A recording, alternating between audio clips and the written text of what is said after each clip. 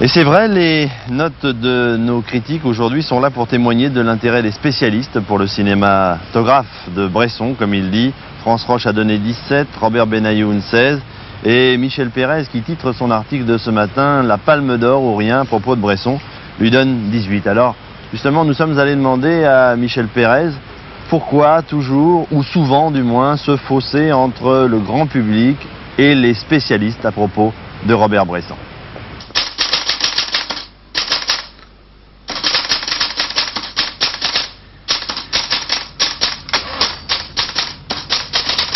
Michel Pérez, vous êtes de ceux qui ont aimé le film, mais une partie du public du festival a sifflé.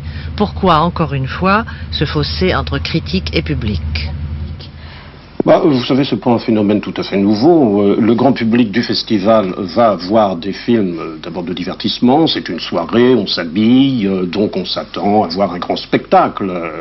Il est évident qu'un film comme celui de Bresson, qui est très austère, ne correspond pas exactement à ce que le public du festival attend. Moi, je pense que Bresson est un cinéaste très exigeant, on le sait, il se place, il a peut-être fait des déclarations comme d'habitude, d'ailleurs, ça n'a rien de nouveau, qui sont un peu arrogantes, un peu orgueilleuses.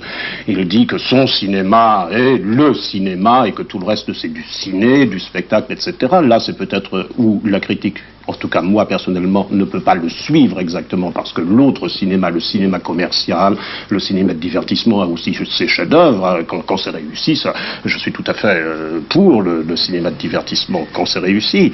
Le cinéma de Bresson, c'est un cinéma pour moi qui est personnel, c'est un cinéma d'auteur, un auteur encore plus personnel que les autres, et c'est par là qu'il me séduit, c'est par là qu'il me plaît. Il a retrouvé ce cinéma qui s'exprime uniquement par l'image, par l'organisation de l'image, par la succession des plans, et le message qu'il porte, parce qu'il y en a un qui est un message métaphysique, qui est un point de vue très désespéré sur l'époque.